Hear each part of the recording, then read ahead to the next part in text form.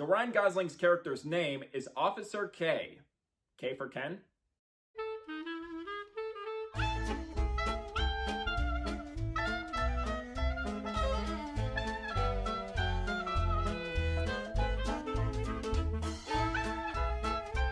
Hey movie buffs, I'm Jack Benner and welcome to my review of Blade Runner 2049. Blade Runner 2049 is a 2017 sci-fi sequel to 1982's Blade Runner, this time directed by Denis Villeneuve, starring Ryan Gosling and Harrison Ford.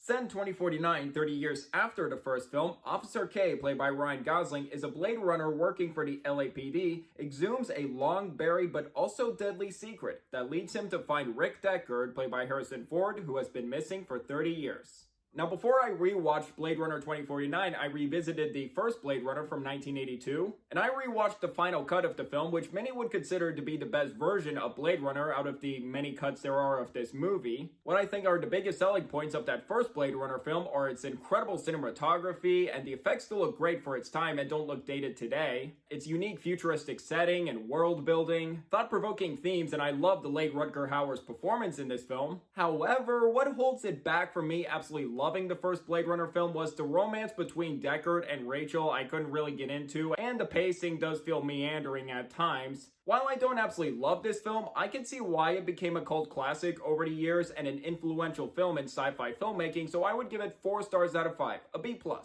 A sequel to Blade Runner has been in talks since the 90s, but has been through development hell due to licensing issues. Ridley Scott later stepped down to direct the sequel, but worked as an executive producer, leading to Denis Villeneuve to direct the project. It was quite the challenge for Denis Villeneuve to take on the project of a Blade Runner sequel more than 30 years after the first. But with excellent films such as Prisoners, Enemies, Sicario, and Arrival, I knew this Blade Runner sequel was in good hands. Considering how amazing Arrival was, that was his great first foray into the sci-fi genre, and received multiple Oscar nominations and receiving 1 Best Director nomination for Denis Villeneuve. And when I saw the trailer, any skepticism I had towards this sequel immediately decreased. With the cinematography, which looked, to quote Bruce Almighty, beautiful, stunning visuals, and Ryan Gosling as the lead, all indicated that Denis Villeneuve was the right director for a Blade Runner sequel. And all that becoming what I remember one of my most anticipated films of 2017. And when I saw Blade Runner 2049 in theaters, I loved it, thought it was a great sequel. And now rewatching it 7 years later,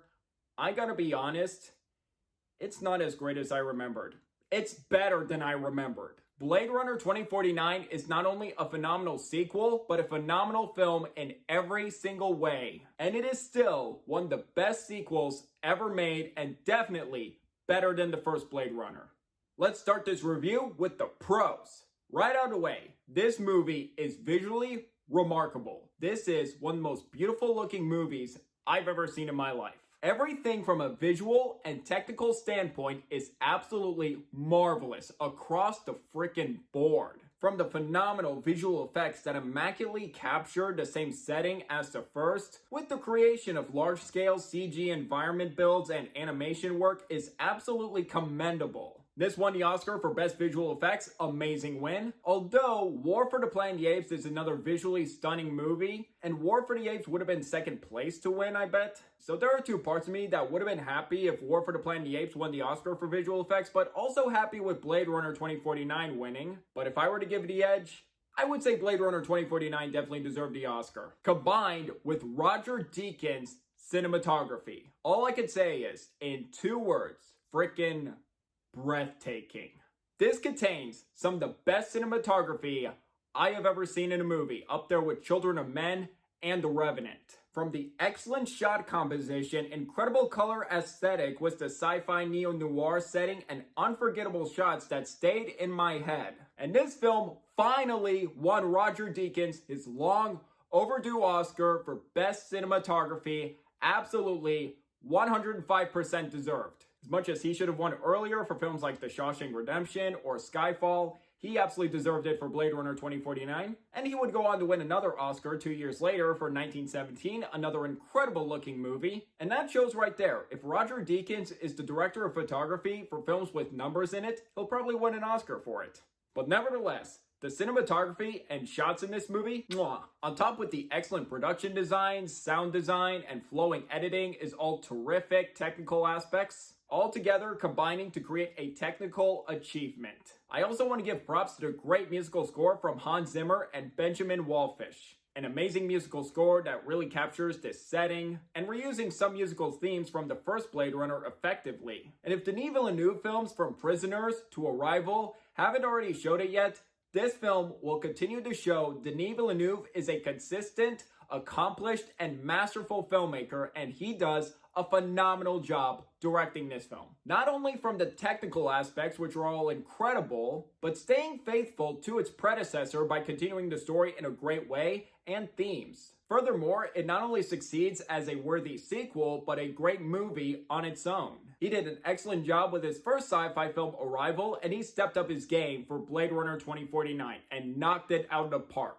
The first Blade Runner film had interesting themes on humanism and identity, and 2049 expands upon those themes while adding new layers to the story and also introducing new themes of isolation or loneliness. And I feel like that's one of the reasons why this film is an improvement over its predecessor. And another thing to praise are the performances from the cast. They're all great. Ryan Gosling is great as K, and he's continuing to be one of my favorite actors and has great range. Gosling does a great job being appropriately stoic and apathetic without coming across as bland, boring, or one-dimensional, while playing a conflicted character with his journey and adding layers to his performance. All while using his facial expressions and eyes to entirely sell his role effectively. And this is one of the best performances Harrison Ford has done in a long time. And luckily he didn't phone his performance in and didn't feel like he was just doing it for a paycheck. And he has some really powerful scenes with Ryan Gosling, exploring the trauma Deckard has went through all the time he's been missing. And we have other really good supporting performances from the cast, from Ana de Armas, first time I noticed her in a movie, and she would go on to have a great career in other films like Knives Out. Robin Wright and Dave Bautista for his brief screen time are all great. And I also want to mention Sylvia Hoeks as a villain in the film Love. She was amazing. She was a great threat. I loved her performance. And an actor who I find to be hit and miss, Jared Leto, is really good in this film. And his performance in the film was definitely an improvement over the year before. For his abysmal and cringeworthy portrayal of the Joker in Suicide Squad, I hated his Joker so much. For the screen time Jared Leto has in this movie, I loved how quietly subdued his performance was while also being creepy and menacing. Now, this is a slow-moving film at a deliberate pace. It does take its time to tell its story, but I feel like the 2-hour and 40-minute runtime was warranted. How this film purposefully told an investing story throughout. And honestly, rewatching the movie, I didn't feel the runtime once. I wasn't really bored watching this movie. As for issues or nitpicks, I don't really have one issue with Blade Runner 2049, not with its slow pace, never bored, so I don't really have anything to complain about with Blade Runner 2049. To sum up, Blade Runner 2049 still stands as one of the greatest legacy sequels ever made, up there with Mad Max Fury Road, Creed, and Top Gun Maverick. A phenomenally crafted sequel from its great cast, superb visuals, amazing cinematography, and a worthy continuation from the first film. Even though I'm very satisfied with this movie winning 2 Oscars for visual effects and cinematography, I was really disappointed that this movie did not get nominated for Best Picture and Denis Villeneuve didn't get nominated for Best Director. And I believe the reason why was because this film was a box office bomb, which was such a shame. This film deserves so much better at the box office. And currently, this would be my 3rd favorite film that Denis Villeneuve has done, although it could bump up to number 2 the more I think about it. And this was also my 2nd favorite film of 2017. And if I were to give you my top 5 favorite films of 2017, updated version, number 5 would be Coco, number 4, Logan, number 3, War for the Planet of the Apes, 2, Blade Runner 2049, and number 1 is still Dunkirk. And now to grade it, I'm going to give Blade Runner 2049, but bam! 5 out of 5 stars and A+.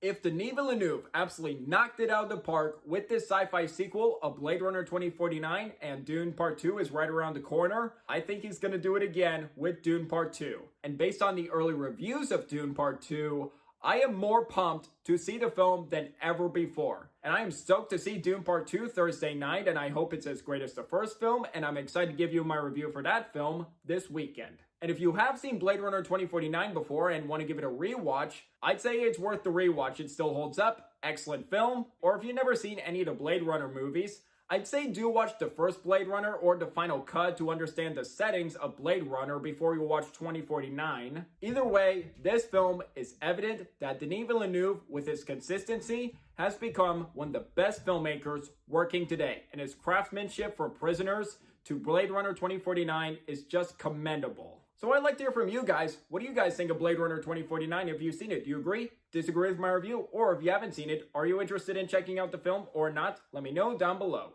Did you enjoy hearing my thoughts on this movie? Want to see more reviews like this in the future? If yes, please hit that like and subscribe button if you're new here. And don't forget that notification bell for my next upload in the future. It really means a lot. And until the next video, I'm Jack Benner, and look forward to another movie review.